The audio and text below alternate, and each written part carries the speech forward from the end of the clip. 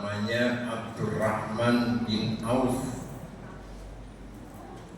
Kekayaan beliau pernah dihitung oleh Ustadz Adi Hidayat sampai 72.000 triliun. Elon Musk saja kekayaannya hanya 3.000 triliun.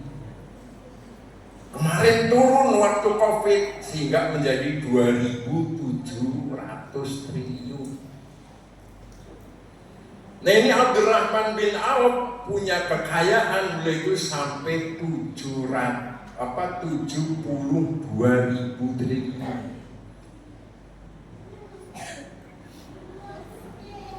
Yang kaya nomor 2 di samping Abdurrahman bin Auf adalah Sayyidina Utsman bin Affan.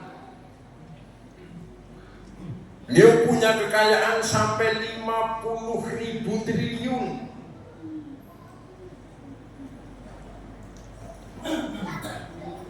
Salah satu wakaf beliau yang sampai sekarang masih eksis adalah Bi'rur Rumah, sumur rumah.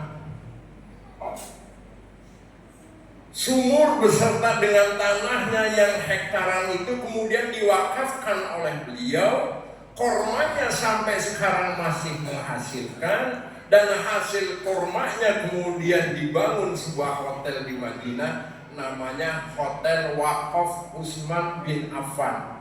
Hasilnya diantaranya untuk operasional Masjid Nabawi. Itulah kalau orang soleh kaya digunakan untuk jalan yang benar. Itu dari segi kekayaan hadis sekalian. Belum dari segi ilmu pengetahuan. Pada abad 8 sampai abad 12, di mana pada waktu itu Daulah Abbasiyah berkuasa, banyak lahir ilmuwan muslim. Di antaranya adalah Al-Khawarizmi yang menemukan ilmu matematik.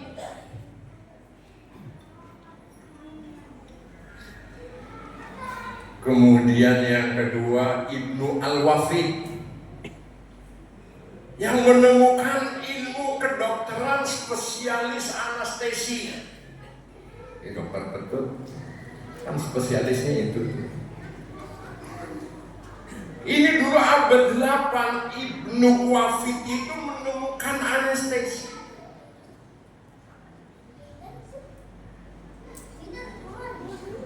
Kemudian yang menemukan ilmu bedah yaitu Ibnu Al-Zahrawi. Ini ada Dokter Taufik sini, ahli bedah. Itu ilmu bedah itu menemukan umat Islam, Ibnu Al-Zahrawi.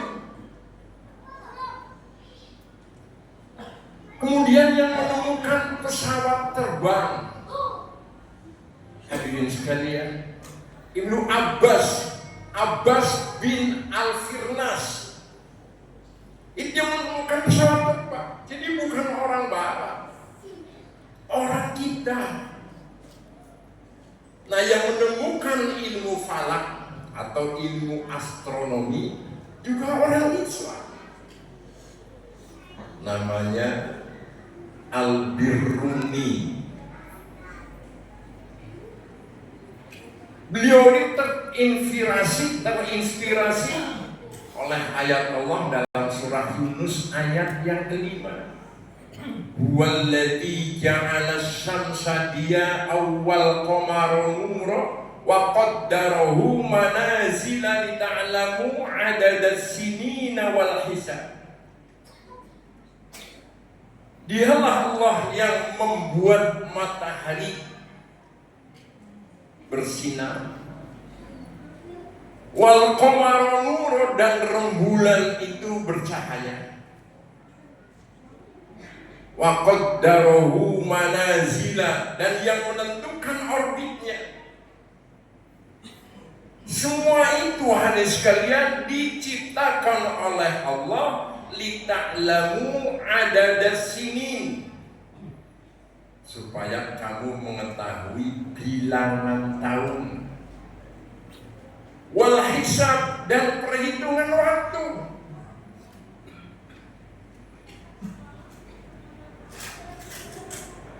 Maka hadirin sekalian, kalau ada gerhana matahari, gerhana rembulan 100 tahun yang akan datang, sekarang ini udah bisa dihitung. Nih 100 tahun yang akan datang ada gerhana matahari, posisinya di sini, di titik ini. Sekarang sudah bisa dihitung. Apalagi ngitung 1 Ramadan itu dengan hisab hadirin sekalian.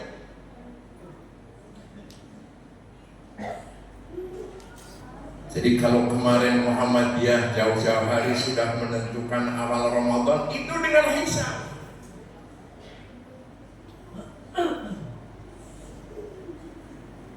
Kenapa mereka hari ini 1 Ramadan, yaitu tanggal 18? Karena pergantian waktunya itu adalah hari ini.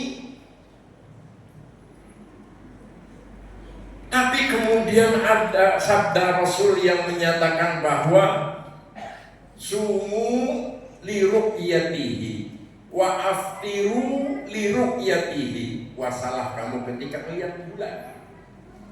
Jadi begitu matahari terbenam kemudian muncul bulan. Kemarin hadirin sekalian dikonfirmasi di ru'yah itu bulannya nggak kelihatan karena minus 2,4 derajat. Maka sehingga Kemenak memutuskan puasanya hari ini. Tapi kan Arab Saudi hari Rabu tanggal 18. Dalam beribadah hadirin sekalian, kita tidak boleh ngikut negara ini, negara ini. Patokannya apa? Hadis. Sumu li ru'yatihi wa aftiru li ru'yatihi.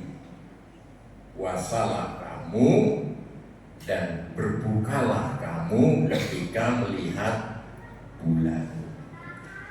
Itulah hadirin sekalian kenapa kita juga mengikut pemerintah, karena ada hadis sahih yang itu.